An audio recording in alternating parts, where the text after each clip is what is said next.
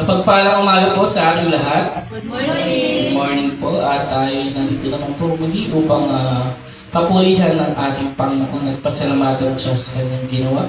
Tunay at tapat ang ating Panginoon na tayo kanyang iingatan sa araw-araw. At tayo kanyang pinagpapala sa buhay, pinagkalo na sa bawat isa sa atin. Ngayon po ay dalakon na po tayo sa ating pagsamba sa ating Panginoon. Purihin po natin siya. Ihanda po natin ating mga puso at isipan sa pagsamba sa ating Diyos, sa pag-awit, sa panalangin, sa pagbibigay at sa pakikinig ng kanyang salita. Sa Diyos ang kapurihan at kaluwalhatian, tumayo po tayo lahat para po sa ating call to worship and opening prayer. Buksan natin ang ating mga Biblia sa Psalms 103 o awit 103 at ito pong sinasabi. Bless the Lord, O my soul, and all that is within me. Bless His holy name. Bless the Lord, O my soul, and forget not all His benefits, who forgives all your iniquity, who heals all your diseases, who redeems your life from the pit, who crowns you with steadfast love and mercy, who satisfies you with good, so that your youth is renewed like the eagles. The Lord works righteousness and justice for all who are oppressed. He made known His ways to Moses and His acts to the people of Israel. The Lord is merciful and gracious, slow to anger and abounding in steadfast love. He will not always chide, nor will He keep His anger forever. He does not deal with us according to our sins, nor repay us according to our iniquities. For as high as the heavens are above the earth, so great is His steadfast love toward those who fear Him. As far as the east from the west, so far does He remove our transgressions from us. As a father shows compassion to his children, so the Lord shows compassion to those who fear Him. For He knows our frame, He remembers that we are dust. As for man, his days are like grass. He flourishes like a flower of the field. For the wind passes over it, and it is gone, and its place knows it's no more.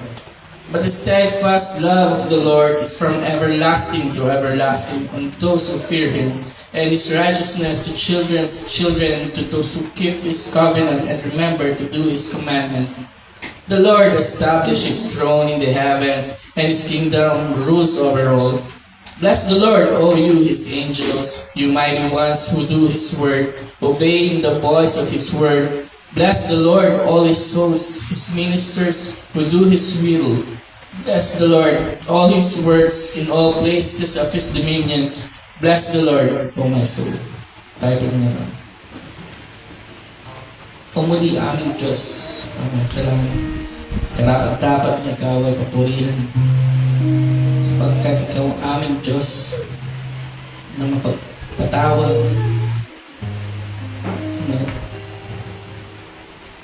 pagmahal,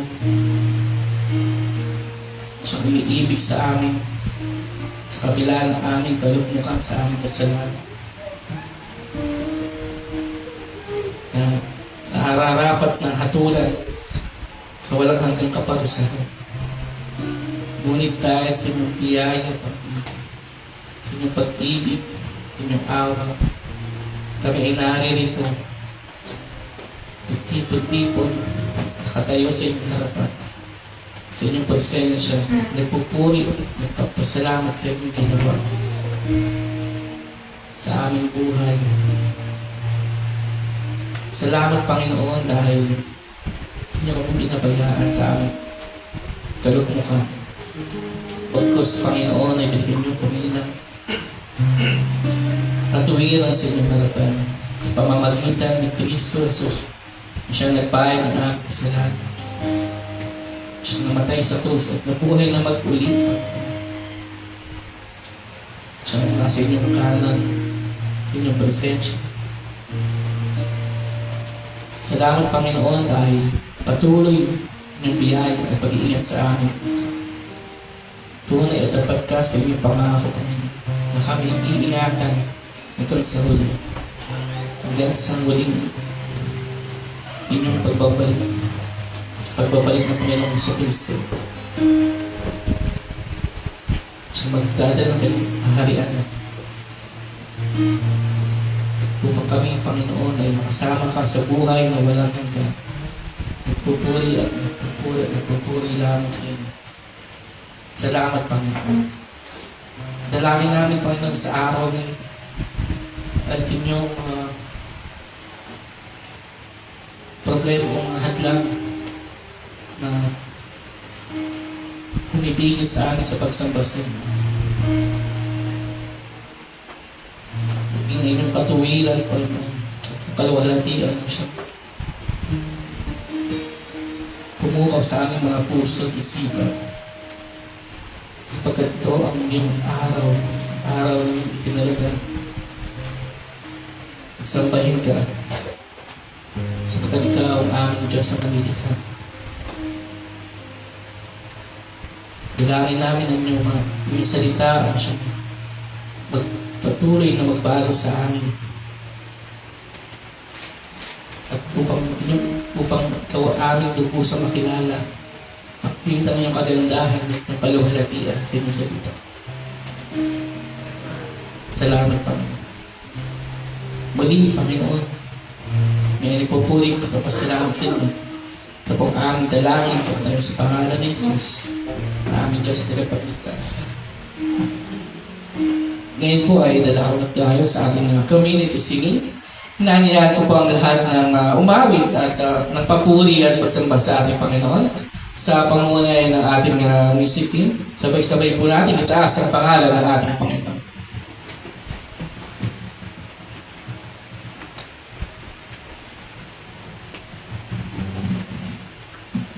Morning po sa ating lahat. Morning. Psalm 103 verses 1 to 5 says, Bless the Lord, O my soul, and all that is within. Bless His holy name.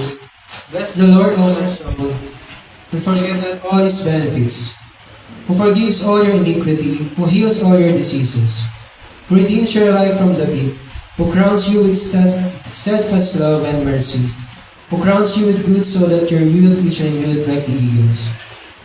Sinimulan ni Haring David ang kanyang awitin sa pagtawag sa kanyang kaluluwa at buong pagkatao na purihin ang Panginoon at alalahanin ang lahat ng kanyang mga biyaya. Ang layunin niya para hindi niya makalimutan ang lahat ng mabuting gawa ng Diyos. Ipinahayag niya na ang Panginoon ay maawain, mapagbigay, tapat, mapagmahal at handang magpatawad. Binabalot niya tayo sa kanyang kabutihan at nililigtas ang ating buhay. Lahat ng pagpapalang ito ay nakamtan para sa atin dahil sa biyaya ng Diyos sa Panginoong Kristo Jesus. Sa pamamagitan niya, dumaloy ang habag at kagandahang loob ng Diyos at ang ating kaluluwa ay nagsigali. Darating ang araw na pagagalingin niya tayo sa lahat ng ating mga sakit at ang ating lakas ay magiging lakas noong ating kabataan gaya ng sa agila. Kaya mga kapatid, magalak tayo sa kanyang harapan, ating purihin at itaas ang kanyang pangalan, ang Diyos ng mga baging at ating tagapagligtas. Let's sing, Bless the Lord, O my soul.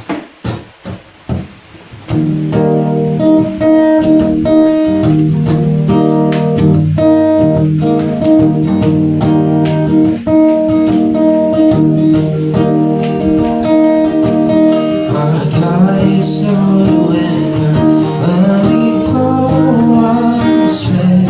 Bless the Lord, oh my soul, for all of our betrayals He will not repay. Bless the Lord, oh my soul. True mercy and compassion is my love is true.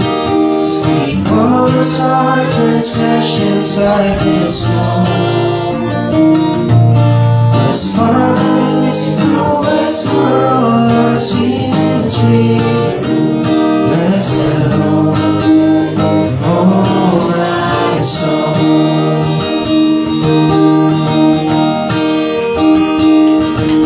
He saved us from the pit when we had lost all hope. Bless the Lord, oh my soul.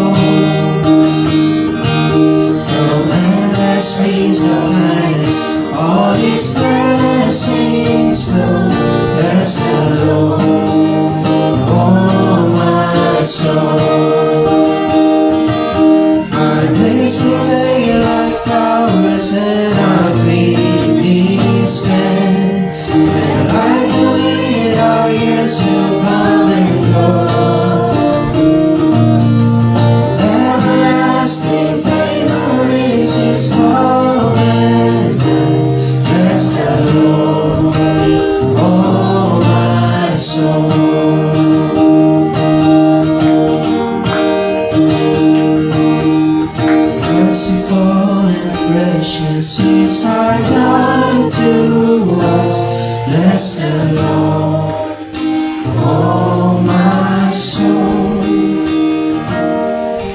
and we will tell His goodness to eternity. Bless the Lord, oh my soul, and bless the Lord, you angels, all you heavenly hosts. Every living creature here below.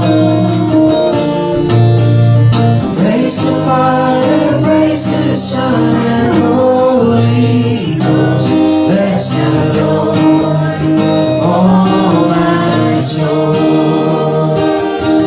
And bless the Lord, you angels, all you heavenly hosts.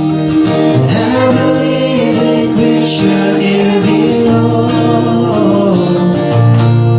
Praise the Father, praise the Son, and Holy Ghost. Bless the Lord, oh my soul. Bless the Lord, oh my soul.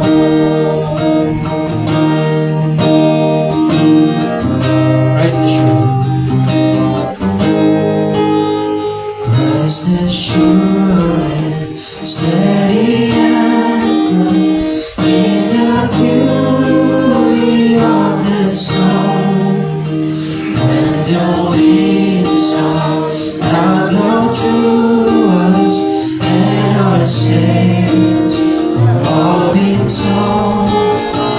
In the suffering, in the sorrow, when I'm sinking, hopes are few, we will hold fast to the anchor, it shall never be removed.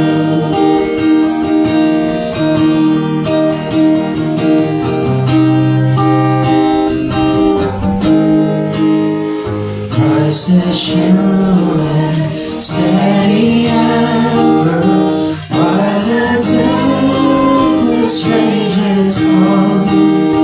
When temptation makes the battle, and it seems the night has won, deeper still than goes the anchor, though we justly stand accused, we will hold fast to the anchor, it shall never be removed.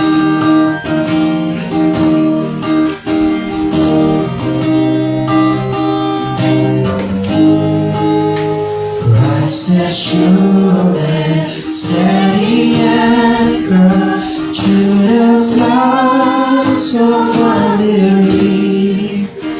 Hopeless somehow, oh my soul, now lift your eyes to Calvary.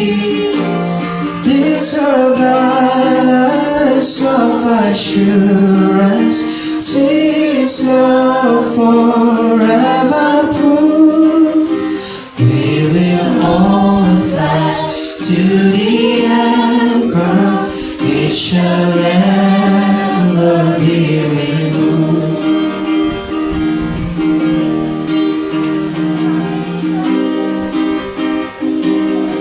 Christ is sure. Christ is sure and steady anchor through the floods of unbelief.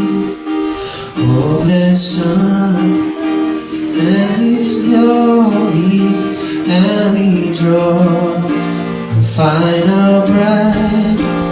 We will cross that great horizon, clouds behind and light secure, and we know we that weather for the storms that we endure. Christ is sure of our salvation,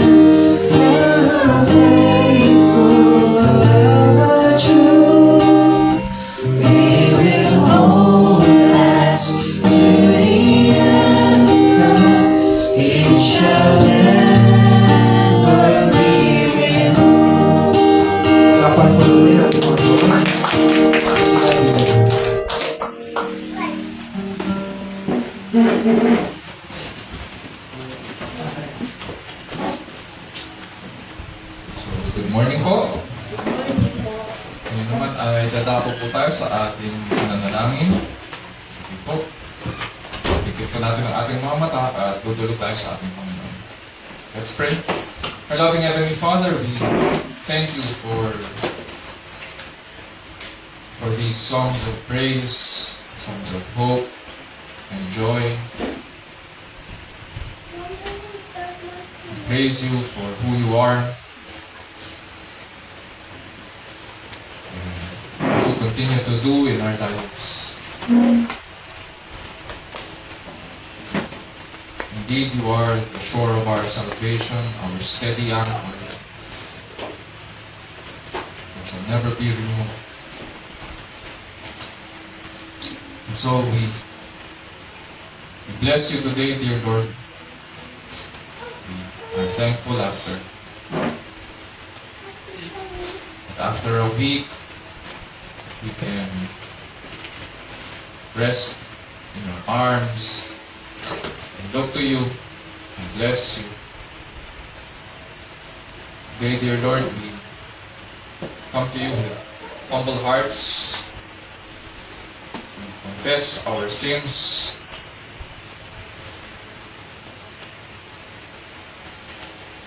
And seek the blessings that Christ has earned for us. Just as He has earned for us the forgiveness of our sins, past, present, and future. So we bow down in His presence today to seek forgiveness and restoration. We ask that You would cleanse us through Your Word and that we would continue to walk in faith.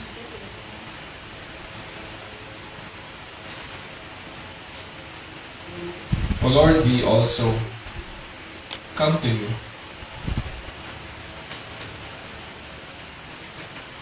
with thanksgiving. Salamat, Panginoon, for the blessings of work. That through this, Panginoon, we are able to provide for the needs of our families. And that through it, Panginoon, we also find happiness, seeing the fruits of our labor.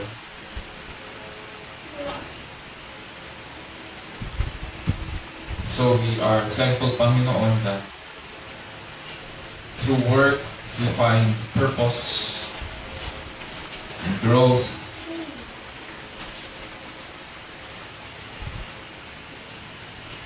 O Lord, we pray that You would grant our prayers, that we would continue, Panginoon, to be able to provide for our families. And at the same time, we can also, just as we find joy in working, may we also find joy in resting in Your presence. Because You are the giver of the blessing of work. So may You place in our hearts the desire to also seek to rest in Your presence and find joy in it week after week after week.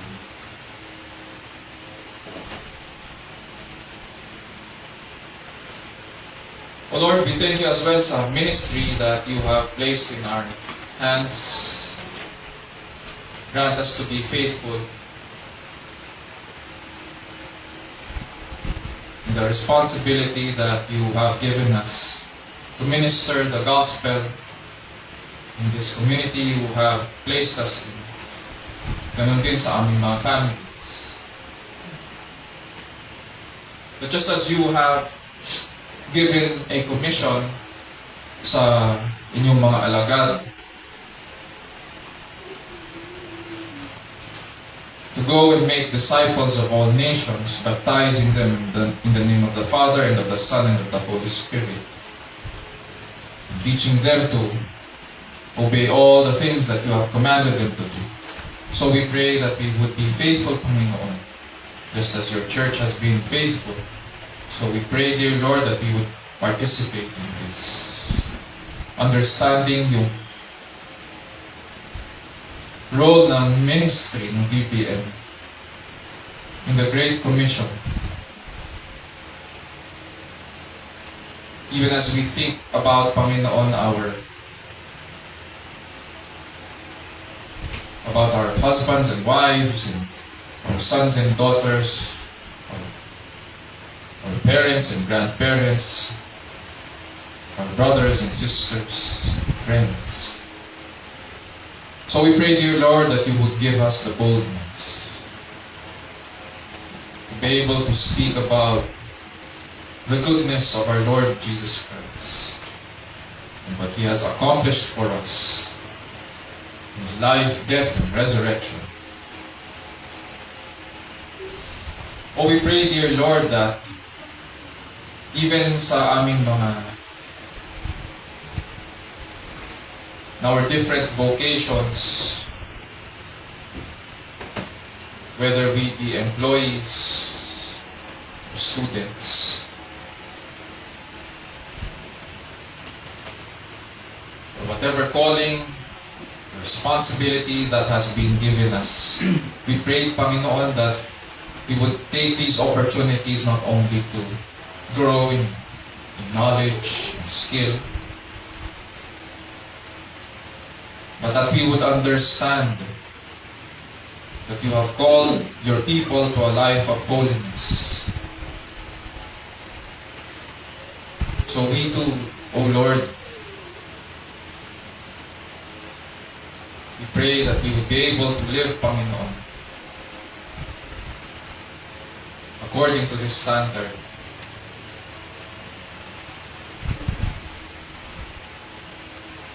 Because you, our Father in heaven, are holy, so you have called your children to be holy also.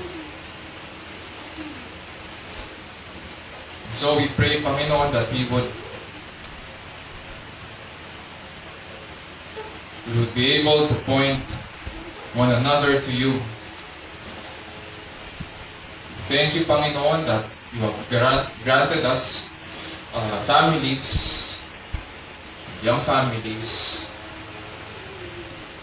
We thank you for these bundles of joy and blessing that you have given your people. And so we pray, Panginoon, that we would be faithful not only sa pag-provide ng kanilang mga physical needs, but that you would equip us, O Lord, to be providers of spiritual need also. May we be able to point one another to you, to disciple one another, be followers of Christ. Even as we, wherever, Panginoon, you have placed us, we pray that we would be faithful in the calling you have given your people. As we hold on to the promise that you would be with us even unto the end of the age. Dear Lord, today we also come to you, bring our concerns. We pray for our country, the Philippines, even as it is geared towards, Panginoon, the coming midterm elections. We pray that you would grant wisdom, especially to us as we exercise our right to vote. Help us, Panginoon, to choose wisely who would deserve, Panginoon, to lead us in the next few years. At ganun din, we pray, Panginoon, for our leaders. We know, Panginoon, that not all of them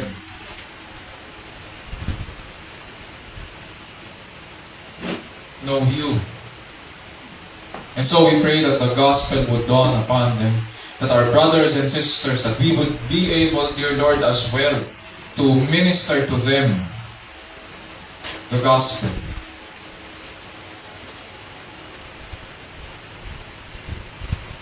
So that their eyes would be opened also. O Lord, we pray that as our brothers and sisters continue to minister in government. So we pray that the principles of your word would be heard in its fullness. And that it would be seen, Panginoon, in the way that they conduct their daily activities and transactions. We pray, Panginoon, na maging maayos yung pag-draft nila ng policies and programs. We pray, dear Lord, against corruption, against abuse of authority. Although even now, we see, Panginoon, these things being exposed. And we pray, Panginoon, na magkaroon ng accountability ang dapat na magkaroon ng accountability sa inyong harapan.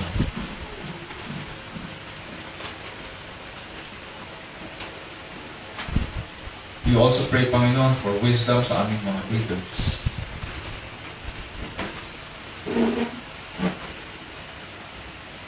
May they understand that they are not merely servants of the people, but that ultimately they are your servants whom you have placed in positions of authority. To protect the welfare of the people. Dear Lord, we pray that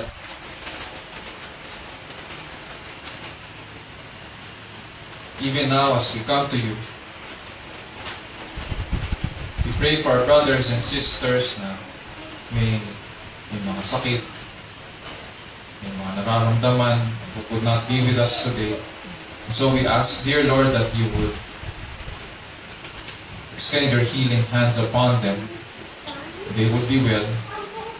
Oh Lord, we do not understand all the things that are happening to us physically. And while we may not, but you do. You know all things and you can see all things. And so we pray, dear Lord, that you would watch over us and guide us. We pray, Panginoon, na for these brothers and sisters, we pray, Panginoon, for Jobel and baby Amaru. Dahil may sakit ngayon si Amaru, we pray that you would grant healing, you extend your healing hands. Kung lumaban siya, Panginoon, we do not understand kung ano yung sakit niya ngayon dahil ayaw tanggapin yung gamot. Nevertheless, dear Lord, we pray that you would mag-respond sa care ng parents niya, and at the same time, we pray, dear Lord, that you would take away what needs to be taken away. So that Amar would get well. We pray also, dear Lord, for Ate Relinda sa kanyang high blood. And we ask, dear Lord, that you would grant her the means na ma-manage ito. Ganun din kay Maming na masakit ang tuhod ngayon. Nevertheless, she is here to join us. Kay Shekinah na ongoing yung kanyang upot-sipon.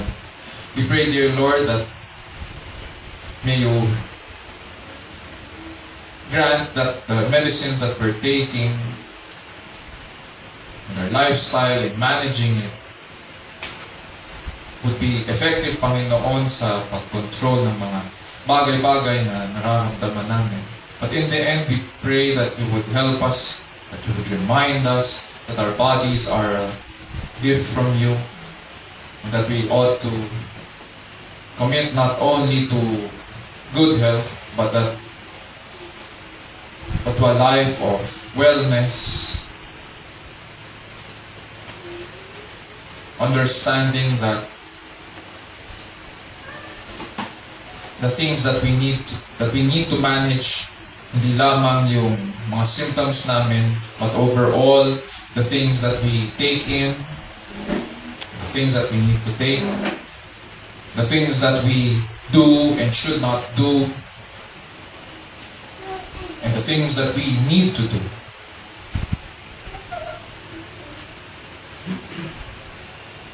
So that we could better take care of ourselves and continue, Panginoon, in the life that you have given us.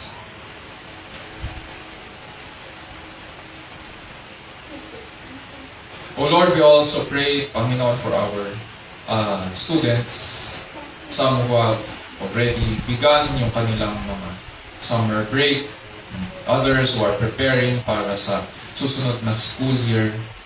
May you grant provision, may you grant strength sa kanila and focus sa kanilang mga ginagawa. And at the same time, we pray na pumasa rin sila sa mga entrance exams that they have taken and are taking.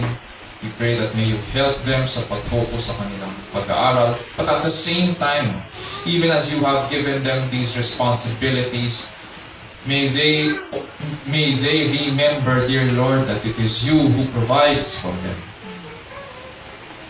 That it is you whom they should praise. That it is you whom they should remember.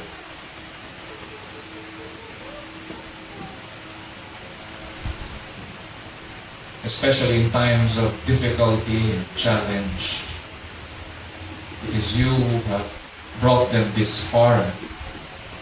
You have brought us this far in our life. And so, dear Lord, we pray that we would be reminded of these things as we go about our responsibilities and in addressing our difficulties and challenges. Today, dear Lord, as we approach you, the study of your word, we ask for wisdom. We ask that you would open our eyes to the truth. Open our ears that we may hear your call. And grant in us, dear Lord, the desire to hear you more and to respond appropriately in faith, in love, and hope, and in joy. Grant, O Lord, that as you speak to us, may we be able to behold your glory and majesty and beauty. And in hearing your call, we pray, O Lord, that may you change us, that we would be changed. And this we pray in Jesus' name, our Lord and Savior. And all of God's people will say, Amen. Amen.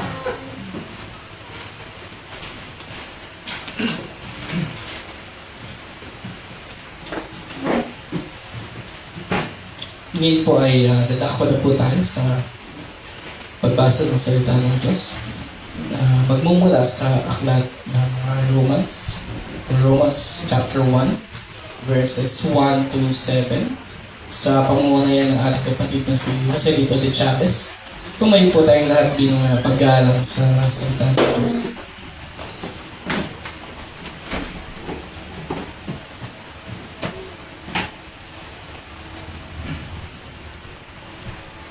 Saan po natin sa Panginoos?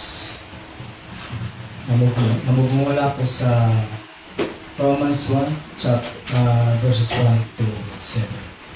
Ito po ang sinasabi, For a servant of Christ Jesus, called to be an apostle, set apart for the gospel of God, which He promised beforehand through His prophets in the Holy Scriptures, concerning His Son, who was descended from David according to the flesh, and was declared to be the Son of God in power according to the Spirit of holiness by His resurrection from the dead. Jesus Christ our Lord, through whom we have received grace and apostleship to bring about the obedience of faith for the sake of His name among all the nations, including who are called to belong to Jesus Christ. To all those in Rome who are loved by God and called to be saints, grace to you and peace from God our Father and the Lord Jesus Christ. Ito po ang salita ng Diyos, purihin ang Panginoon.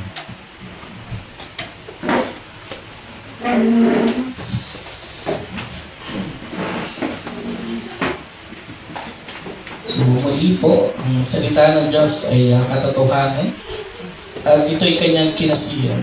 Nagtuturo po ito ng katotohanan tungkol sa ating Diyos at ito rin ay nagsasaway at nagtutuwid sa bawat mananampalataya. Sinasaling tayo dito kung paano ang matuwid na pamumuhay ayon sa kanyang kalooban at kung paano ang tamang pagsamba sa tunay at nag-iisang Diyos. Ayon po yan sa 2 Timothy chapter 3 verses 16 to 17. Ngayon po ay hatid sa atin ng ating pastor, si Pastor Raymond Benzer, ang salita ng Diyos mula sa ating binasa sa Romans chapter 1 verses 1 to 7. Nawa ang banal na Espiritu po ang siyang kumilos at tumulong sa atin sa araw na ito upang makita natin ang kagandahan at kadakilaan ng kanyang salita, ang Ebanghelyo ng ating Diyos sa tagapagligtas, si Jesucristo.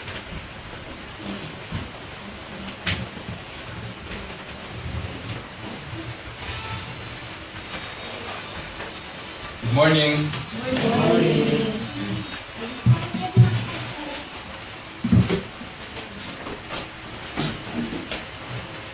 Yan, kung buksan ko po ang passage natin for this morning sa Romans 1.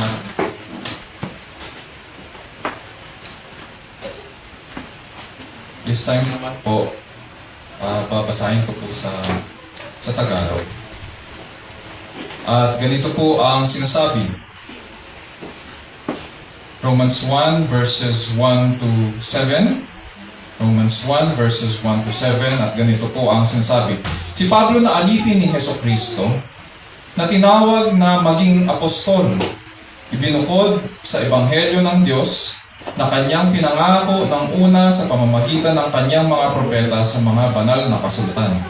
Tungkol sa kanyang anak na ipinanganak sa binhi ni David ayon sa laman, na ipinahayag na anak ng Diyos na may kapangyarihan ayon sa Espiritu ng kabanalan, sa pamamagitan ng pagkabuhay ng maguli ng mga patay, sa makatuwid bagay si Jesucristo na Panginoon natin, na sa pamamagitan niya ay tinanggap namin ang biyaya at pagka-apostol sa pagtalima sa pananampalataya sa lahat ng mga bansa dahil sa kanyang pangalan. Sa mga ito, kayo naman ay tinawag kay Jesucristo. Sa lahat ninyong nasa Roma, mga iniibig ng Diyos, tinawag na mga banal.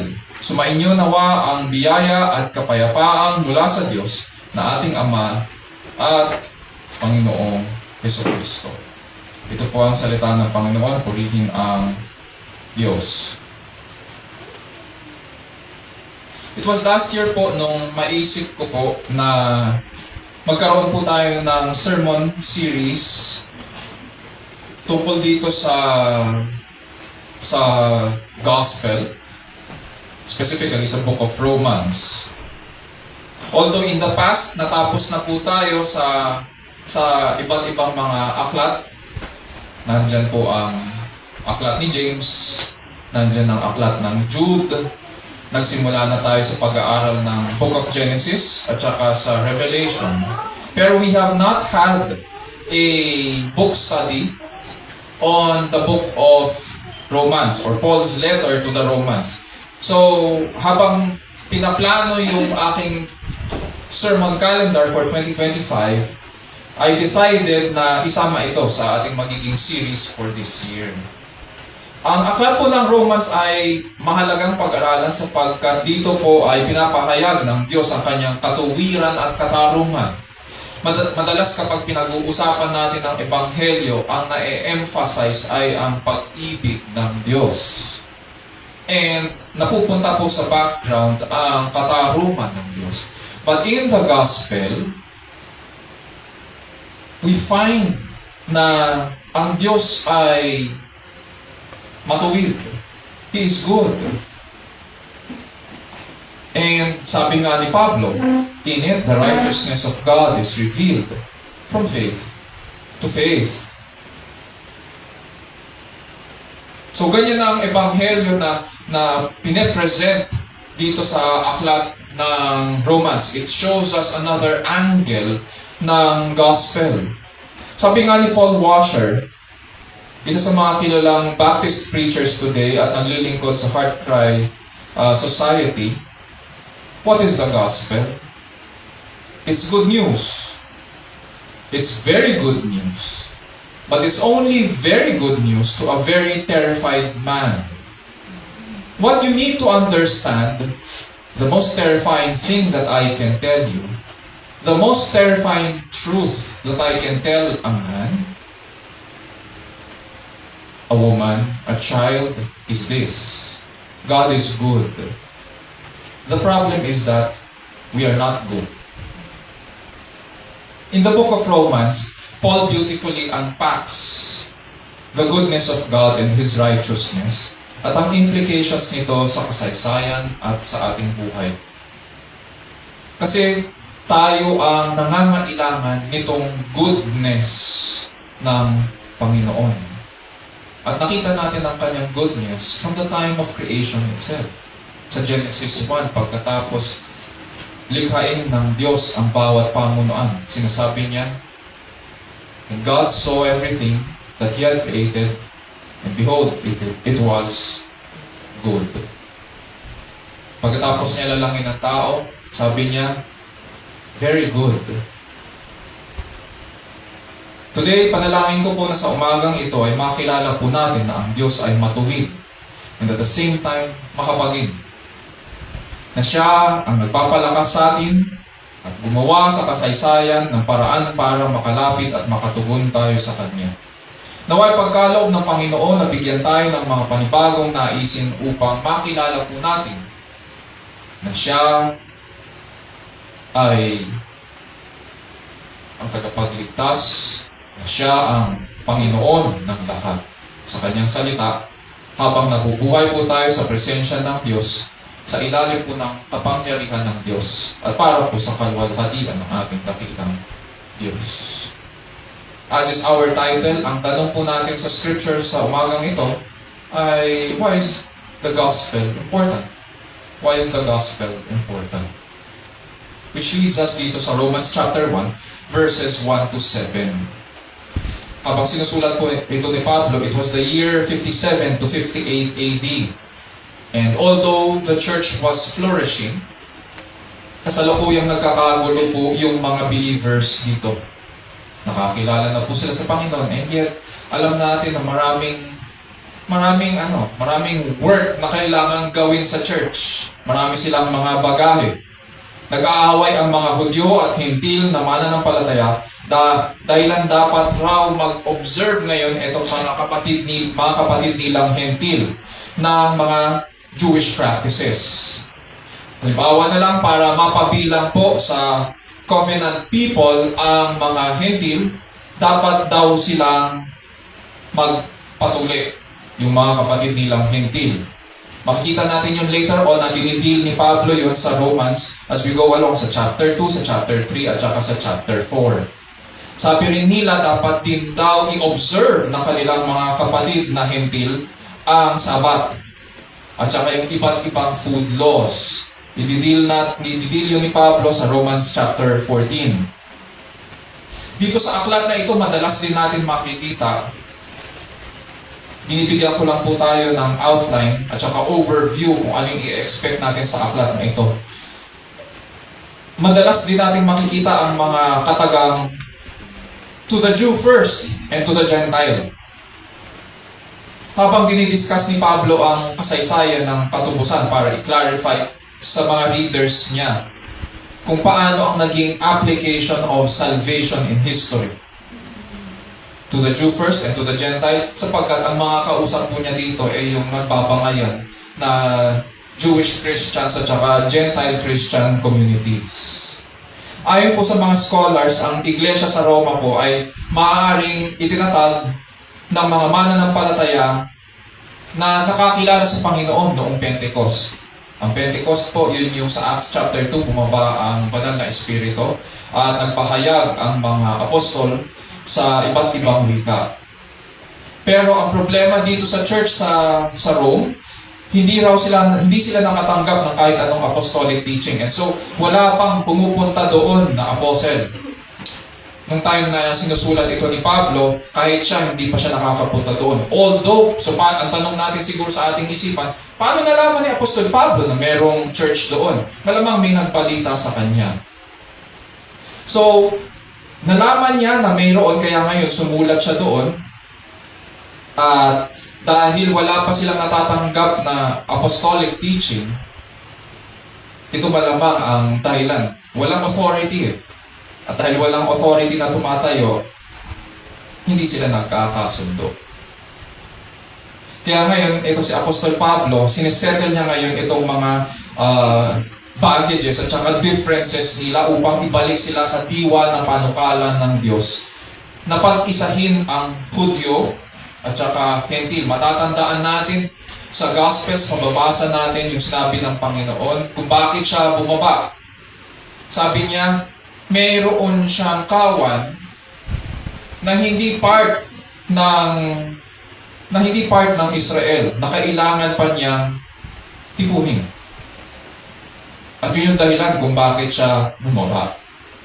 Dito sa part ni Pablo, ine-explain na niya na bumaba na ang Panginoon at pinapag-isa ang kawan ng mga Hudyo at Hentil na mananampalataya sa pamamagitan ng Ebanghelyo. Sabi nga niya sa Romans chapter 10 verses 11 to 13, "For the scripture says, whoever believes in him will not be disappointed. For there is no distinction between Jew and Greek. For the same Lord is Lord of all, abounding in riches for all who call on him. For whoever will call on the name of the Lord will be saved." So ngayon, walang period sa gitna. Dire-diretso yung introduction na yun or salutation niya or yung greeting niya. At dito sa verse 1, makikita natin kung paano pinakilala ni Pablo ang kanyang sarili sa mga church members sa Rome. Sabi po niya, "I, Paul, a bondservant of Christ Jesus, called as an apostle, set apart for the gospel of God." Himay-himayin lang po natin sandali. Sabi niya, a bondservant of Christ Jesus. Kapansin-pansin na ang ginamit niya dito ay, although yung Tagalog kanina sabi, Heso Kristo eh. Pero dapat Kristo Jesus. Siya ay alipin ni Kristo Jesus. Ini-emphasize niya yung pag-ibig na tagapagligtas ni Jesus.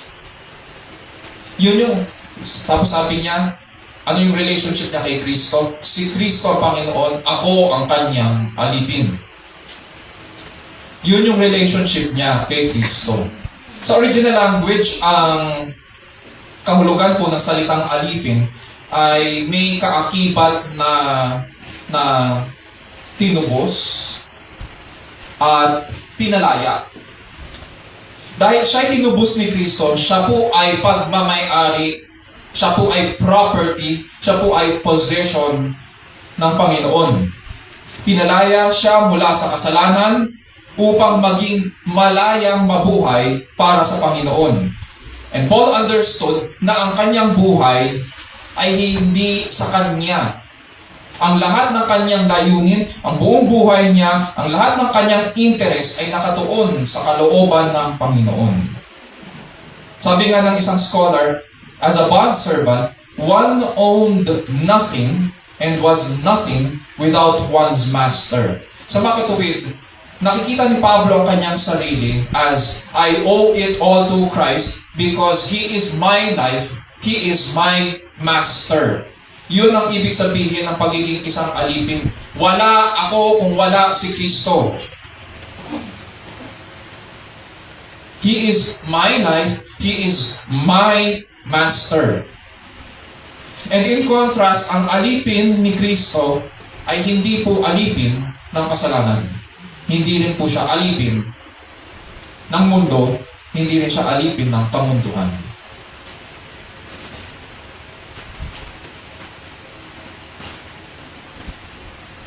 Ang isa pang description niya sa kanyang sarili ay called as an apostle, or sa original language ay a called apostle. Tinawag, tinalaga na maging apostol. Appointed ng Diyos, sinugo para magpahayag. Matatandaan po natin na sa lumang buhay pa ni Apostol Pablo, pag binabasa natin yung Book of Acts,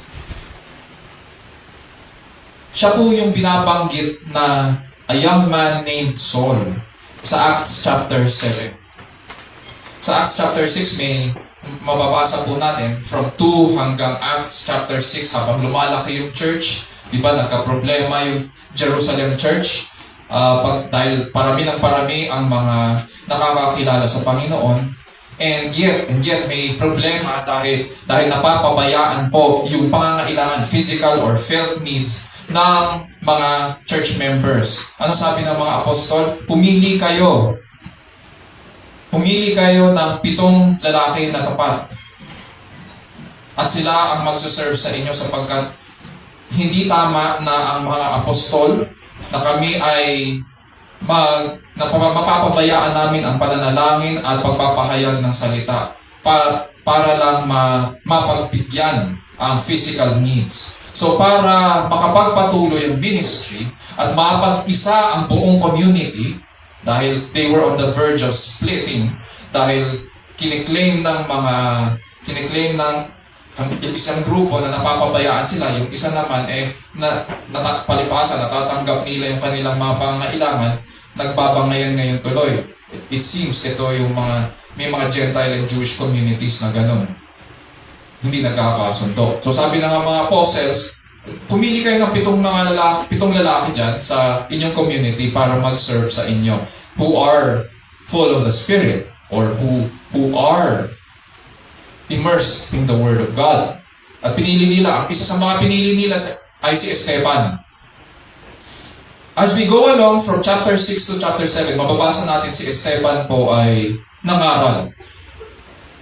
Kaso hindi nagustuhan ng mga Hudyo ang pinangaral na ebanghelyo ni Esteban. Yung mga Hudyo ay hindi mga Kristiyano. Ito ay mga non-Christians. Binato nila siyang buhay.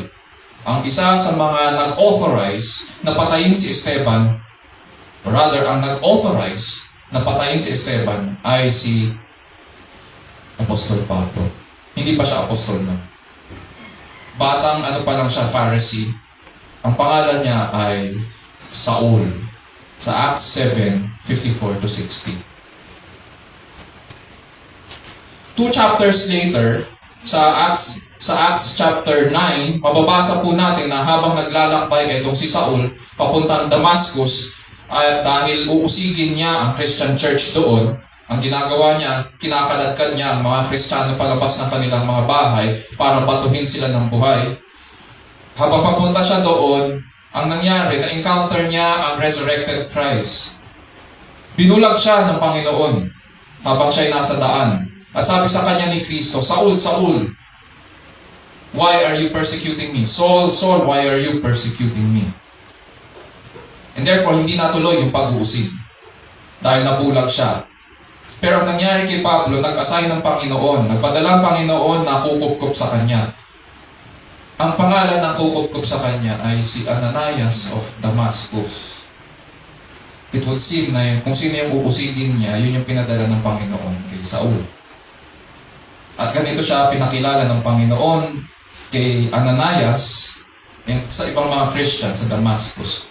He is a chosen instrument of mine to bear my name before the Gentiles and kings and the sons of Israel, for I will show him how much he must suffer for my name's sake. In a non-technical sense, pwede po nating sabihin na sinubo tayo ng Panginoon. Dahil tinawag tayo. Wala namang masama doon. Non-technical sense. Para ipahayag po ang Ebanghelyo, tinawag tayo ng Panginoon. Hindi ka naman pwedeng magpahayag kung hindi ka tinawag. Tinawag tayo, kaya nga tayo nakakilala. At syempre, pinakikilala natin ay yung kilala natin.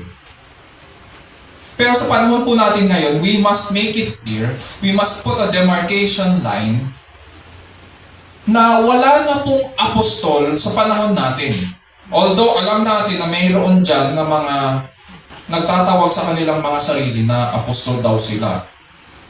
Sa Bible, when we say apostle, in this technical sense, ang qualification po ng pagiging apostol ay ito. At least para alam po natin na ang mga apostles for today ay wala na. Yung mga nagsasabi na apostol sila, mga self-proclaimed yun.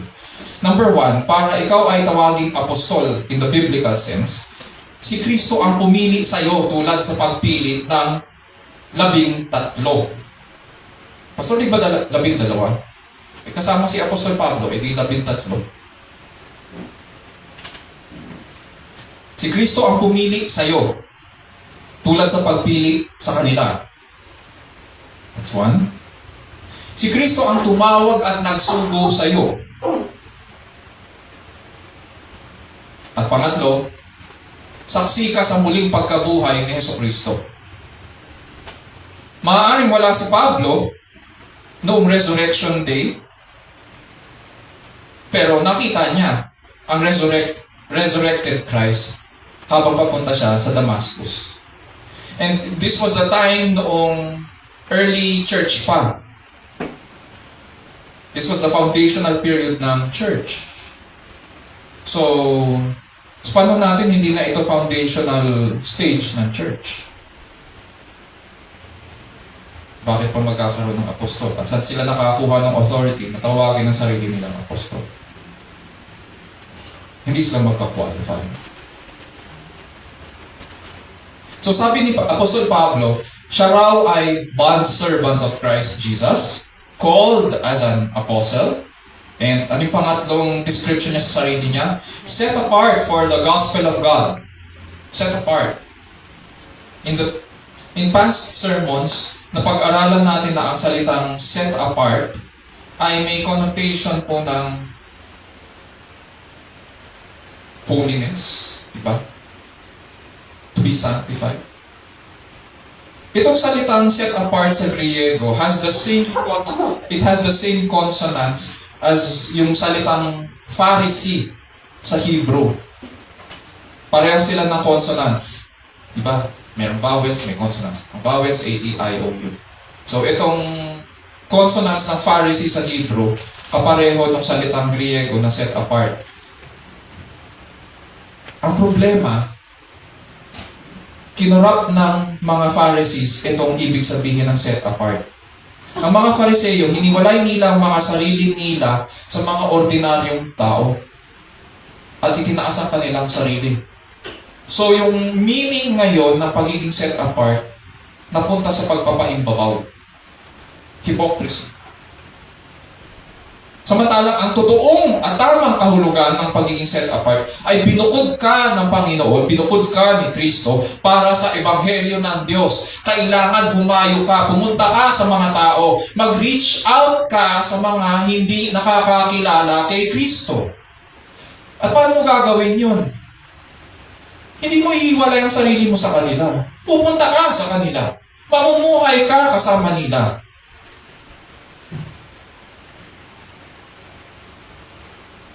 Why? Because the task is to preach the gospel.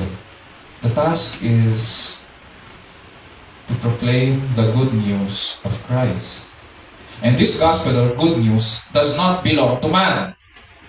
Hindi ito mensahe ni Apostol Pablo. Sabi niya, set apart for the gospel of God. It belongs to God. It comes from Him. Pinagkaloob niya ito bilang ministry kay Apostol Pablo. And because the good news is God's possession and blessing to us, then it is a ministry responsibility na dapat maging diligent po tayo na pag-aralan para maingatan natin ito, maingatan natin ang mensahe at maipahayag ito ng may buong dalisay at karapatan. Dahil tinanggap po natin ang Ebanghelyo, may responsibility po tayo na i-encourage ngayon ang bawat isa sa pag-aaral nito. Para bang, isipin natin para bang nakatanggap tayo ng tinapay mula sa ating Panginoon. Ninanamnam natin yon at ngayon binabahagi natin ang tinapay na ito sa iba.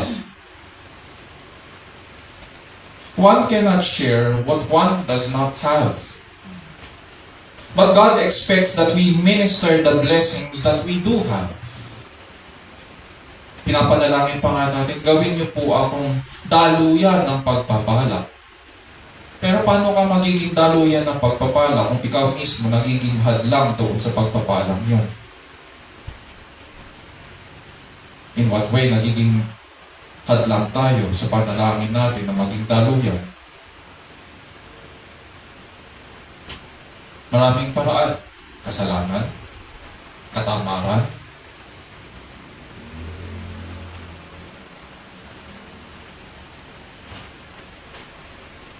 That's the reason kung bakit, because of our sins. Early sa ministry, meron po akong kasabihan. Our forgettery is greater than our memory. Sinasabi ko po yun. In our sins, our forgettery is greater than our memory. Dahil po sa ating kasalanan, mas mabilis po tayong makalimot. And so, dahil madalas tayong, or mas mabilis tayong makalimot, anong dapat natin ginagawa? Hindi ba dapat ang mga bagay-bagay para sa Panginoon ay pinaghahandaan natin para hindi natin nakakalimutan? Hindi yung ang nangyayari, second placer na lang sa buhay natin ang mga bagay sa Panginoon. Dapat yun ang nauuna kung dahil sa kasalanan natin, may mga bagay tayo ukol sa Panginoon ang nakakalimutan. Hindi ba dapat ito ang binibigyan ng pansin? Therefore, let us ensure and desire na naririnig natin at pinaghahandaan po natin na mapakinggan ang mabuting balita mula sa pulpitong ito linggo-linggo. Meron po tayong kasabihan naman, malayang tumanggap, bukas palad magbigay. Para makapagbigay at makapag-minister tayo, kailangan nakahanda po tayong tumanggap muna sa ating Panginoon. So whenever we come sa Bible study or sa worship service, dumating po tayo with alertness, dumating po tayo with attentiveness, dumating po tayo with focus, dumating tayo na prepared in our hearts and attitudes na matuto mula sa Panginoon. Para kung ano ang ating natanggap, tapat natin itong nabibigay sa ating mga mahal sa buhay. On my part, makakaasa naman din po kayo na maririnig ang Ebanghelyo ni Kristo in season and out of season. Yun ang matatanggap niyo po at maaasahan sa inyong lingkod. Punta po tayo sa verses 2 to 4. You will notice, wala pang period na binibigay si Apostol Pablo sa kanyang introduction. At dito sa verses 2 to 4, binibigay niya ngayon yung nature ng Ebanghelyo. Pagkatapos niya ipakilala ang kanyang sarili at yung nature ng kanyang ministry or pagkatawag, ngayon mababasa natin yung nature ng Ebanghelyo o ng mensahe na kanyang daladala. Sabi niya dyan sa verses 2 to 4, which He promised beforehand through His prophets in the Holy Scriptures, concerning His Son, who was born of a descendant of David according to the flesh, who was declared the Son of God with power by the resurrection from the dead, according to the Spirit of holiness, Jesus Christ our Lord. So hindi lamang si Apostol Pablo ang nagpapahayag ng Ebanghelyo. Maging ang mga propeta sa Lumang Tipan ay pinahayag din po ito. Mapapansin po natin na hindi ito tungkol sa pagtanggap ni Apostol Pablo. Sabi niya, ang mensahe ng dala-dala ko po ay tungkol sa pagtanggap ko sa Panginoon. Hindi ito tungkol sa pagtanggap ni Apostol Pablo. Hindi rin ito tungkol sa testimony niya. Hindi ito tungkol sa buhay niya nang baguhin siya ng Panginoon.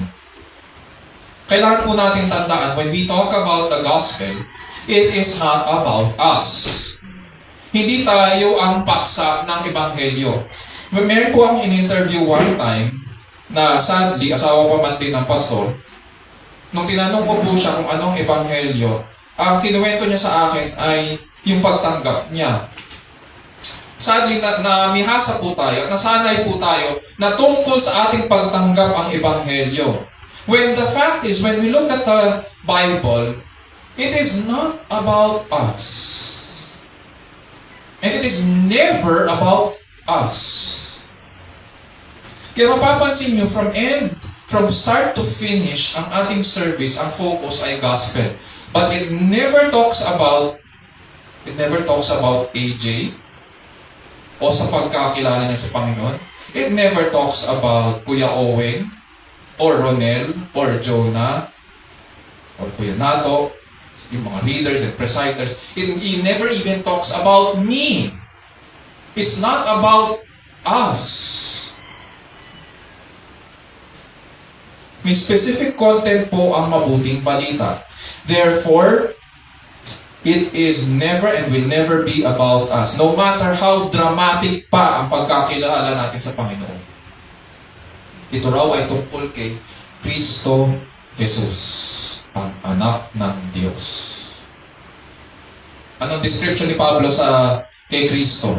He is born of a descendant of David according to the flesh. Sa mga katuwid siya po ay totoong tao.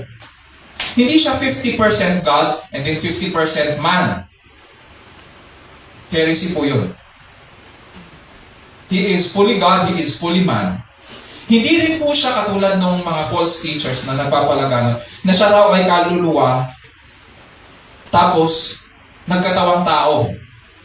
So, yung panlabas niya ay parang nagsuot lang ng damit, yung panlabas niya ay laman. Kaya nga may idea na nagkatawang laman. Hindi siya ganun. Pinanganak siya ayon sa laman. Hindi siya parang ghost na nagsuot lang ng laman. Totoong tao siya. Pinanganak po siya sa mundong ito. Sabi diyan, according to the flesh. Nagkaroon po siya ng ina, naging sanggol at lumaki. Sabi pa nga sa Gospels, He increased in wisdom and stature and in favor with God and man. Sa Luke chapter 2. At siya po ay mula sa sambahayan ni Haring David. Dugong bughaw ang nananalaytay sa kanyang mga ugat. Bakit nasabing dugong bughaw? Both Mary and Joseph were from the tribe of Judah. They come from the line of David. Hindi pwedeng malaktawan. Both Mary and Joseph were from the tribe of David. Sa mga tuwid, 100% siya yung Mesiyas. Siya yung hari na pinangakong bababa. Sabi nga ng Diyos kay Haring David sa 2 Samuel chapter 7 verses 12 to 13. When your days are complete and you lie down with your fathers, I will raise up your descendant after you, who will come forth from you. There is a descendant na pinapangako ng Panginoon kay David. Hindi ito si Solomon. Kasi ang alam natin, di ba sa history ng Bible, pagkatapos ni Haring David, umupo sa luklukan niya, ay si Solomon. Hindi si Solomon ang tinutukoy dito.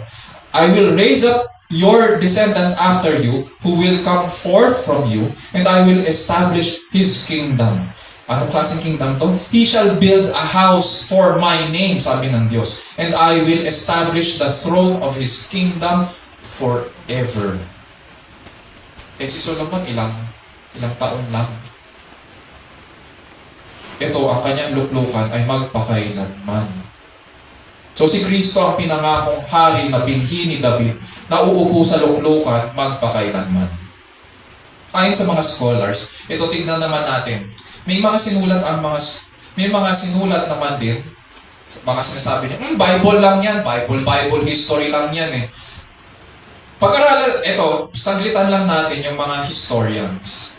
Mga non-Christian historians na sumulat tungkol kay Kristo. Pastor, bakit hindi namin naririnig yan? Kasi sa mga scholars lang, kadalasan na pinag-uusapan ito. Pero maganda na meron at alam din natin. In case may ma-encounter po tayo na nagsasabi na hindi totoo si Kristo Jesus. Eh sabihin niyo sa kanya, kung kayo po ay nag-aral at magkaroon naman kayo ng kaunting pag-aralan niyo rito. Buksan niyo ang inyong mga isipan at pag-aralan niyo itong mga works na ito. May mga historians na non-Christian na sumulat tungkol kay Jesus at sa mga Christians ng panahon yun. Ang i-quote ko sa inyo ay dalawa. Si Cornelius Tacitus at saka si Pliny the Younger. Baka narinig rin ito ng mga estudyante sa kanilang world history.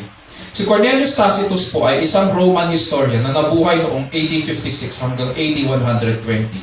At si Pliny the Younger ay governor ng Bithynia na sumulat kay Emperor Trajan.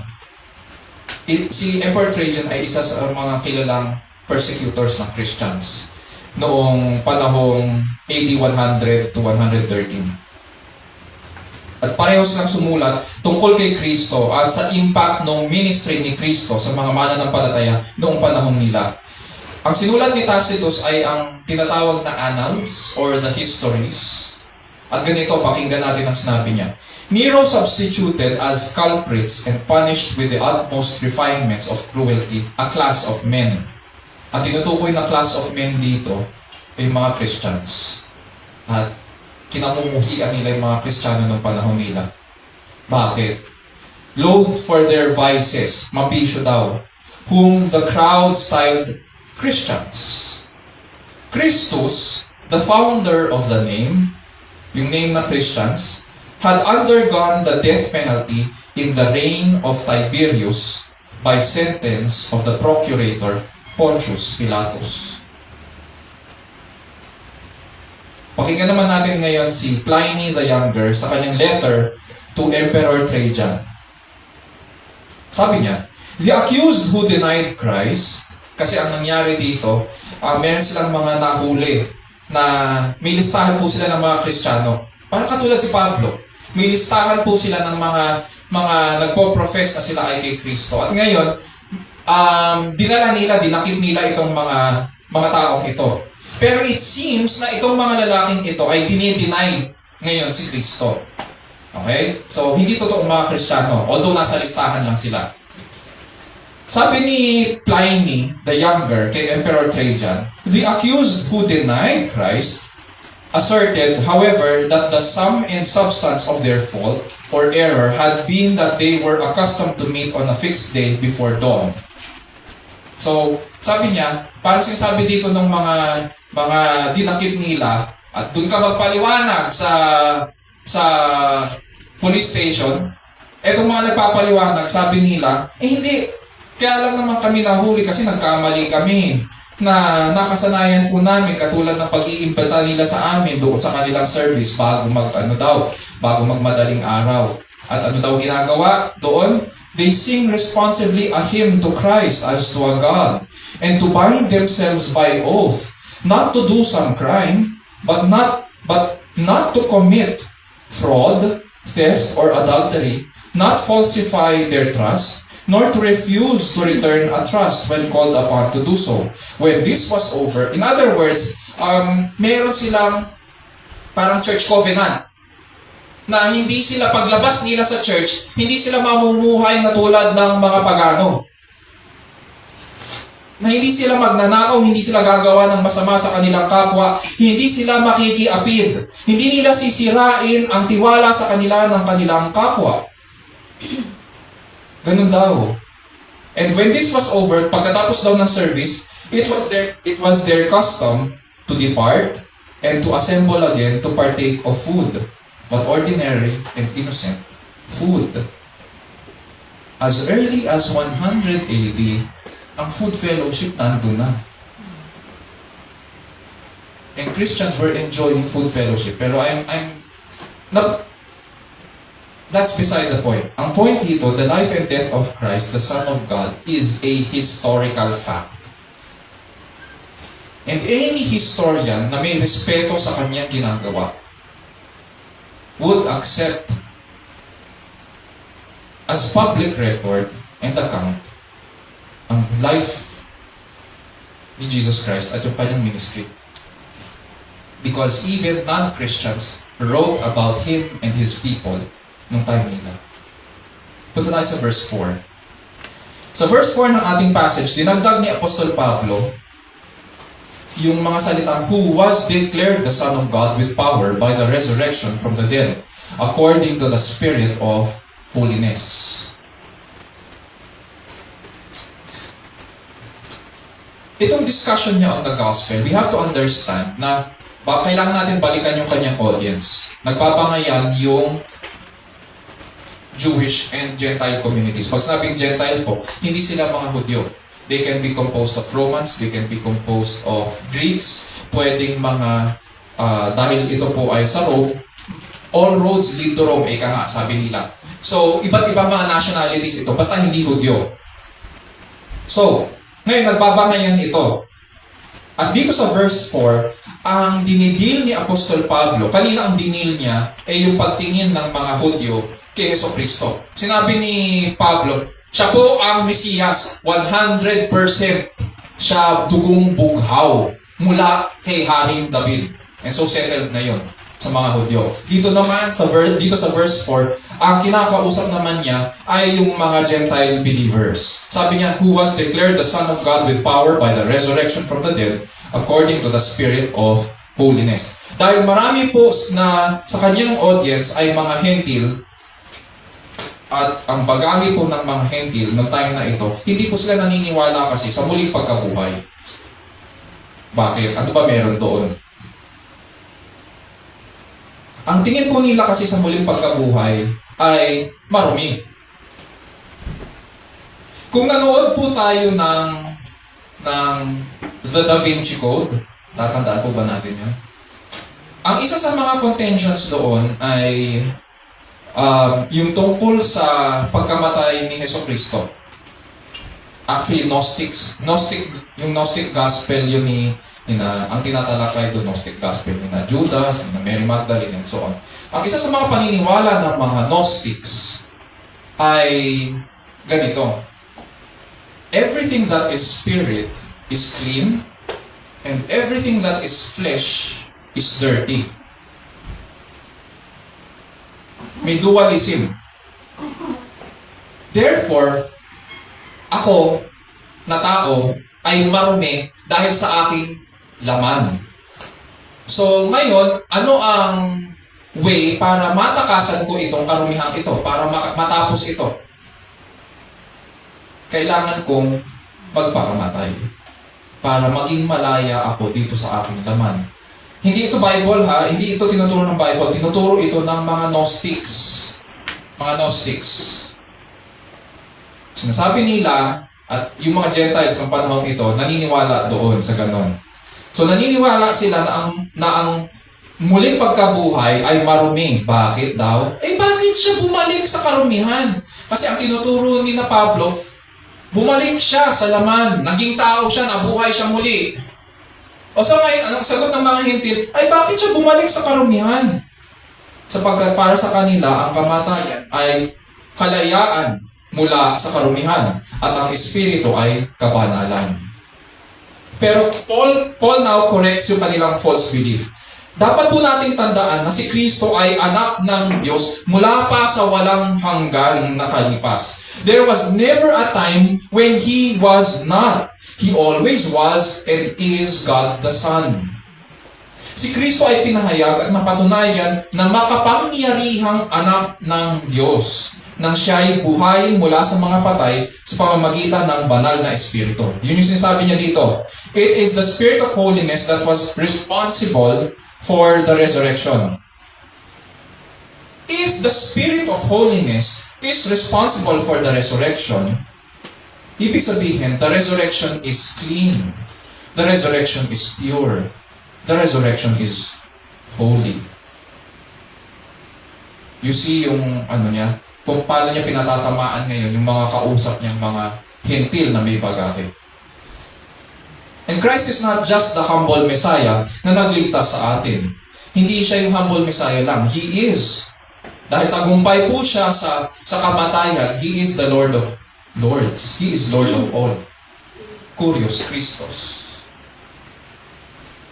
And at the end of the day, may kakayahan po ba ang tao? Kailangan natin ngayon isipin.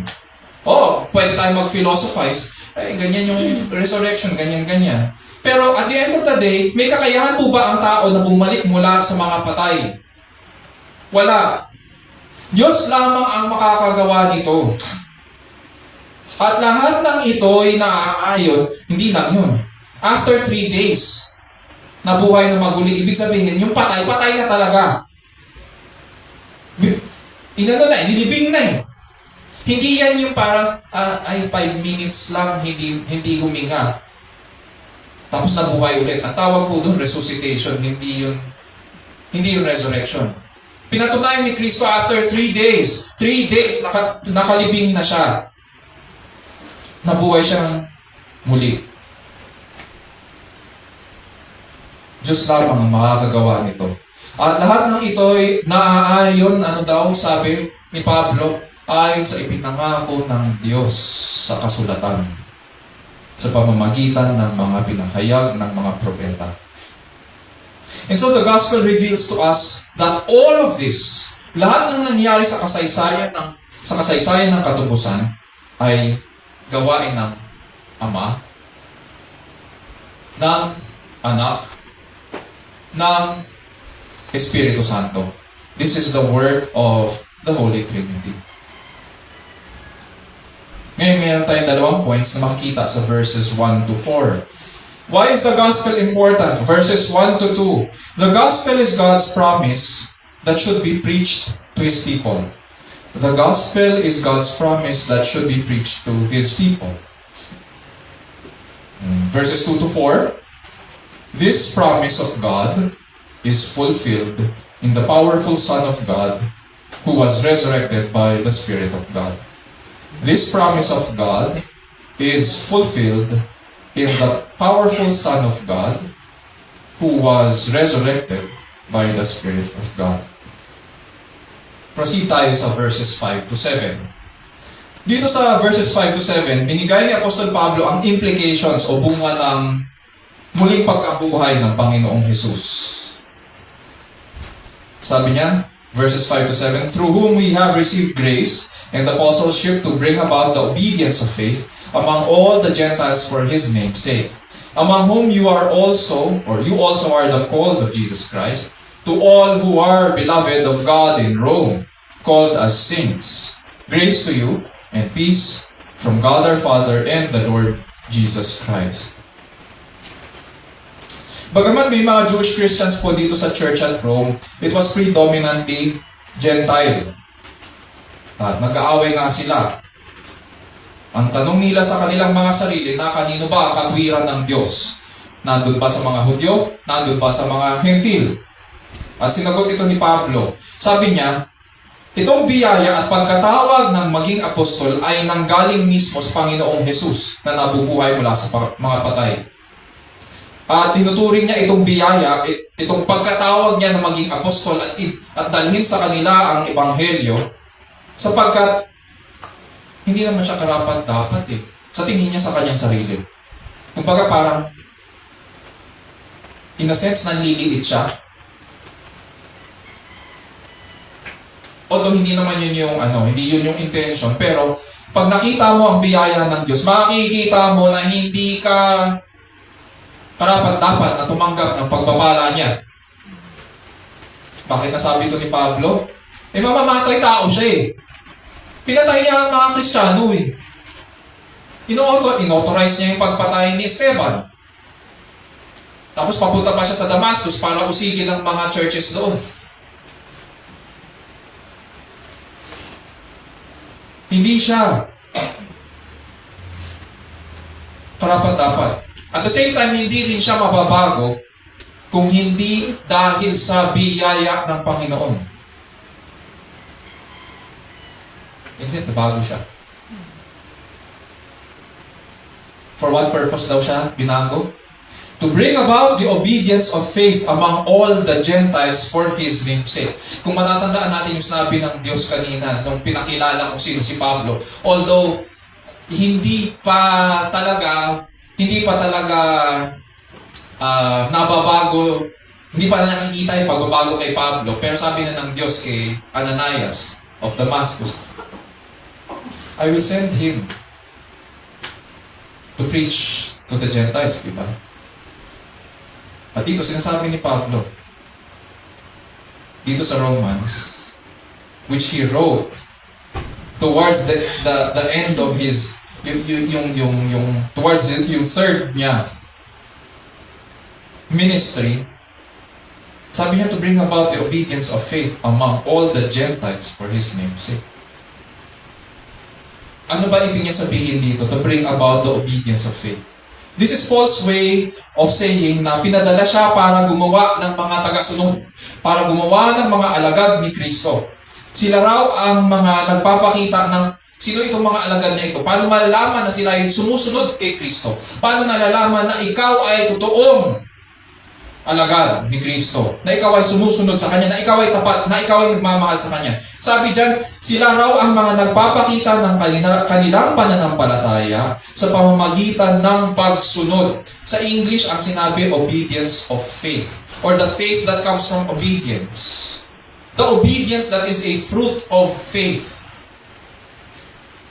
Sapagkat ang tunay na pananampalataya ay namumunga. Hindi maaaring pigilan ito. Ang totoong pananampalataya ay namumunga. It brings about the fruit of obedience to God's Word. Hindi mo maaaring sabihin na may pananampalataya ka kay Kristo, pero wala ka namang pagnanais na sumunod o tumalima.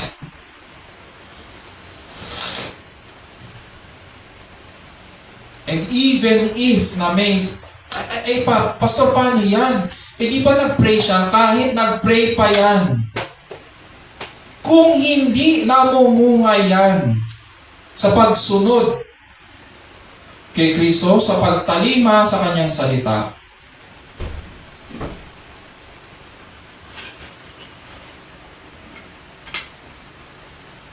kung hindi makikita ang bunga, ibig sabihin, walang puno. Kung walang puno, walang ugat.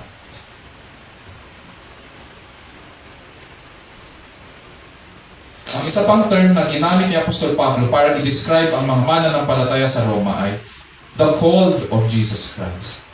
Bukod sa mga Hudyo, may tinawag rin ng Panginoon na makakilala sa Kanya mula sa mga Hentil. At kabilang ang mga believers in Rome dito sa mga tinawag kay Hesukristo. At dahil sila po ay tinawag, sa verse 7, ang tawag din sa kanila, the beloved of God of Rome, or in Rome, our beloved of God in Rome, called as saints. Sila ay mga minamahal ng Diyos at tinawag ng mga banal. Eto, hindi tayo sanay dito pero nung time ni na Pablo, every time nasusulat siya sa mga Christian churches, tinatawag niya silang mga banal. Kahit pasaway pa, katulad ng church at Corinth. Daming problema ng church at Corinth. And yet, he calls them as saints. Sanay tayo kasi sa kultura natin, na kapag banal o saint, ay kailangan, may beatification yan. Kailangan mamatay muna, tapos doon tatawagin na santo. Tapos gagawa ng ribulto. Pero dito sa Bible, ang mga banal ay buhay. Sila po ang namumuhay para kay Kristo. They are the beloved of God, called as saints. Minamahal ng Diyos at tinawag ng mga banal. And as we see dito sa Ebanghelyo, hindi lamang ito para sa mga Hudyo. Sapat ito para sa ikaliligtas ng mga tulad nating mga Hentil. And so God is gathering His people.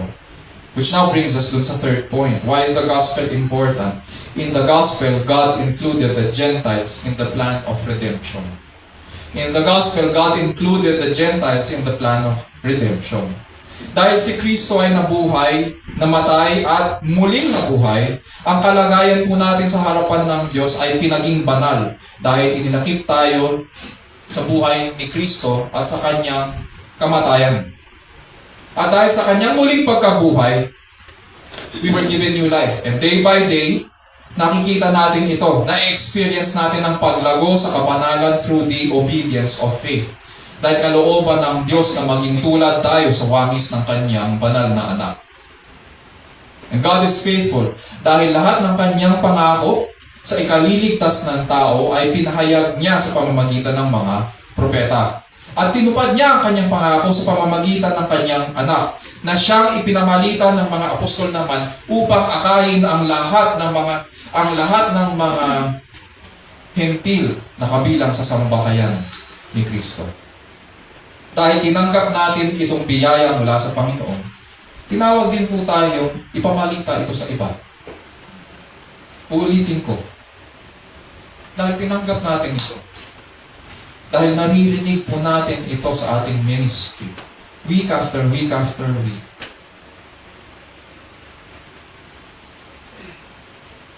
May responsibilidad tayo ipamalita ito sa iba.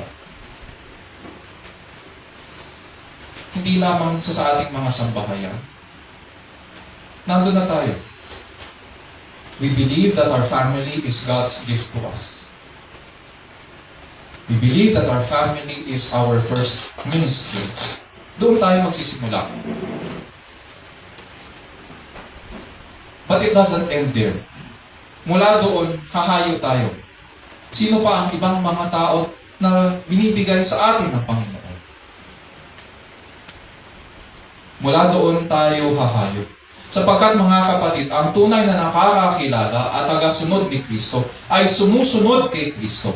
Gaano man kahirap ang buhay, namumunga ang Ebanghelyo sa sumusunod kay Kristo. Nakikita ang Ebanghelyo sa pamamagitan ng pagsunod niya kay Kristo. At sa ating pagtugon, sa ating pagsunod, doon natin mapapatunayan ang tunay na nakamamanghang pagpapala ng Diyos. Ang kagandahang loob at kanyang kapayapaan ay mula sa Kanya, Diyos na ating Ama at Panginoong Jesucristo. Isa puso natin ang mga bagay na ito at iupo natin ang ating sarili sa tapat at dakilang Panginoon. Tayo manalangin. Dear Lord, we thank you for your word. Thank you for teaching us about the gospel and its relationship sa aming buhay, tulad ng ipinahayag ni Apostol Pablo sa mga Christians in Rome, how the gospel is also related sa kanilang buhay. And so we thank you that you have shown us why it is important. Grant, O Lord, that we would give it priority, that because you have given us your gospel and we received it, so we pray, dear Lord, that we would also share it to others. Tulad ng isang pulubi na nangangailangan ng pagkain, binigyan niyo po kami ng pagkain para magkaroon kami ng buhay. O Lord, we pray na bigyan niyo po rin kami ng pagnanais at ng karunungan kung paano rin ito ibabahagi sa iba. Tulungan niyo po kami, Panginoon, na namnamin ito, makita ang kagandahan, makita, Panginoon, ang inyong kaluwalhatian sa pag-aaral nito. At sa pag-aaral nito, Panginoon, ay maibahagi rin namin ito. Hiling namin na sa aming pagbabahagi, sa aming pagpapahayag, sa aming pangangaral, sa aming mga sambahayan, at sa ibang mga taong pinapadala nyo sa aming mga buhay. Nawa, buksan nyo rin po ang kanilang mga isipan at mga puso upang tanggapin, Panginoon, itong balita, itong magandang balita, napakagandang balita ukol sa ginawa ng Panginoong Jesus. And in the end, as they see the light of the glory, the face of our Lord Jesus Christ,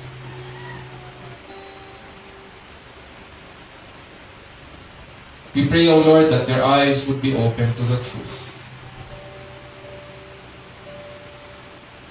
And that you would open their ears as well to the call of our King and Shepherd.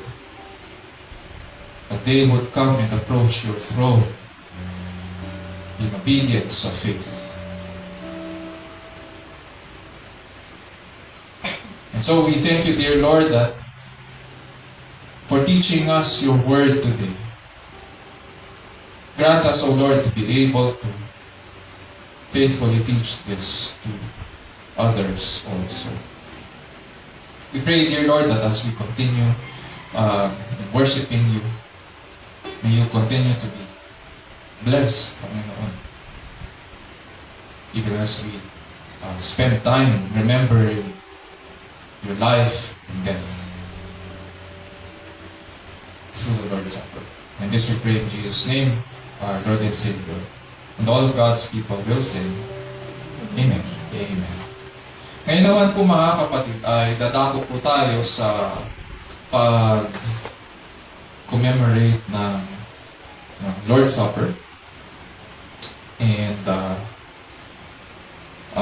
gagawin po natin ay papaliwanag ko muna po ang ating, as is our practice, papaliwanag ko po ang ordinansang ito, yung banal na ordinansa ng banal na hapunan. At pagkatapos nun, pagkatapos ko po ipaliwanag, ay bibigyan ko po kayo ng ample time para suriin ang ating mga sarili at lumapit sa Panginoon. And then after that, tatawagin ko po si Kuya Owen at si Brother Ronel para sa pag-distribute po ng mga elements. At sabay-sabay po tayo magpa-participate sa Lord's Supper. Ayon po sa ating VBM Statement of Faith, number 10, sa paragraph 2, ang banal na hapunan po ay kaloob po ni Kristo sa kanyang iglesia upang gunitahin at ipahayag ang kanyang kamatayan. Nagsisilbi rin itong paalala sa lahat ng mga hinirang na darating ang araw na matatanggap natin ang lahat ng mga pagpapala ng paligtasan at mauupo tayo kasama niya sa kanyang hapag. Ang mga elemento ng banal na hapunan, ang tinapay po at ang alak ay nagsasagisag po ng kanyang katawan at bagong tipan sa dugo ni Kristo. Dahil ito ay panlabas na patotoo ng kagandahang loob ng Diyos sa kanyang mga hinirang, pinapahayag po natin sa pamamagitan nito na kaisa po tayo sa kamatayan ni Kristo at patuloy niya tayo iniingatan hanggang sa kanyang pagbabalik. This means po, ang ordinansa ng banal na hapunan ay isang spiritual na pakikipag-isa. Ito ay isang spiritual communion sa ating Panginoon sa tuwing nakikibahagi po tayo. Kung hindi po natin naiintindihan ng Ebanghelyo o ang ordinansang ito, mas makakabuti po sa atin na huwag munang makibahagi. Dahil ito ay larawan ng biyaya ng Diyos, pinapangunahan po ito ng salita ng Diyos at taimtim na pagsusuri sa sarili. And so, mga kapatid sa Panginoon, we may now take this time of silence upang suriin ang ating mga sarili at lumapit sa Panginoon. After which, sabay-sabay po tayo magpa-participate sa ordinance of the Lord's Supper.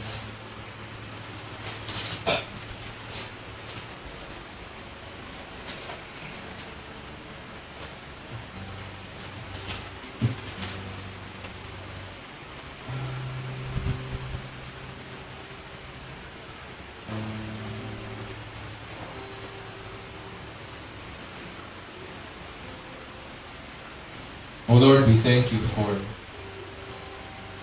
this gift that you have given your people. This blessing that so that by it, dear Lord, we can remember you and what you have done for us. And so grant, dear Lord, that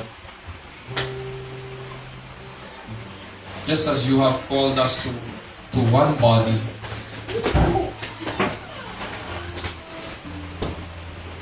so we pray, dear Lord, that we would in unity also remember you.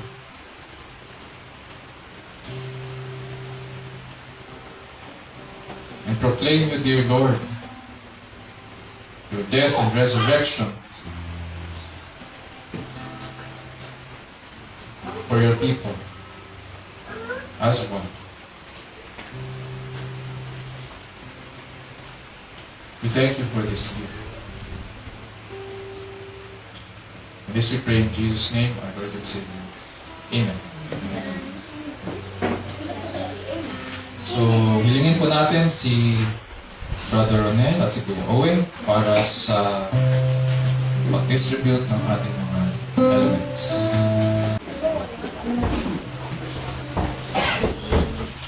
Ngayon po ay didako na po tayo sa ating Ministry of Thanks and Offerings. Simple natin ating mga Biblia sa 2 Corinthians chapter 8 verses 1 to 9. Tapos sinasabi, we want you to know, brothers, about the grace of God that has been given among the churches of Macedonia. For in a severe test of affliction, their abundance of joy and their extreme poverty have overflowed in a wealth of generosity on their part. For they give according to their means, as I can testify, and beyond their means of their own accord, begging us earnestly for the favor of taking part in the relief of the saints. And this not as we expected, but they gave themselves first to the Lord, and then by the will of God to us. Accordingly, we urge Titus that as he has started, so he should complete among you this act of grace. But as you excel in everything, in faith, in speech, in knowledge, in all earnestness, and in our love for you, see that you excel in this act of grace also. I say this not as command, but to prove by the earnestness of others that your love is also genuine. For you know that the grace of our Lord Jesus Christ, that though he was rich, yet for your sake he became poor, so that you, by his poverty, might become rich. Bible mo naman. O muli aming Diyos amang nasa langit, na sa inyo, Panginoon, nagmumula ang pagpapala at biyaya. Salamat, Panginoon, sa araw nito. Kami inyong tinipon upang makinig ng salita. Ang salita ang siyang papakita ng katotohanan tungkol sa inyo. Ikaw ang aming Diyos na tagapagligtas. Ang iyong salita ang siyang patuloy na nagbabago sa amin sa araw-araw, pamaging buwanis, larawan, ang katulad ng Panginoong Jesucristo, ang aming Diyos, tagapagligtas. Dalangin namin, Panginoon, na inyong sa pamamagitan ng iyong salita ay siyang patuloy na magpapatatag sa amin, magpapalakas sa amin hanggang sa muling pagbabalik ng Panginoong Jesucristo. Na siyang aming pinakahihintay. Bagamat hindi madali, Panginoon, alam po namin na kayo tapat sa inyong mga pangako, siyang mag-iingat sa amin hanggang sa huli. At kung aming kagalakan sa anumang pagsubok, aming harapin sa pagsunod sa inyo, sa inyong kalooban, at sa inyong kaharian. Dalangin namin, Panginoon, na sa inyong pagpapala sa aming buhay, ang mga biyayang ito na aming natanggap mula sa inyo. Dalangin namin na magamit namin ito, Panginoon, sa pagtulong sa aming mga kapwa, sa aming kapatid na nangangailangan, sa pangangailangan ng iglesia, at lalong-lalo at bilang mahalaga sa lahat, sa pagpapalaganap ng iyong salita, ng Ebanghelyo ng Panginoon sa Kristo, na aming Diyos at Tagapagligtas. Dalangin namin na kayo siyang, at alam namin na kayo ang siyang patuloy na magpapala sa amin, Panginoon. Hindi lang physical na pangangailangan, kundi spiritual. Isang mas kailangan namin, Panginoon, sa buhay nito. Salamat, Panginoon. Muli, kung aming dalangin, kami sa pangalan ni Jesus, aming Diyos at tagapagligtas. Amen. Manatili po tayong nakatayo para po sa ating closing and benediction.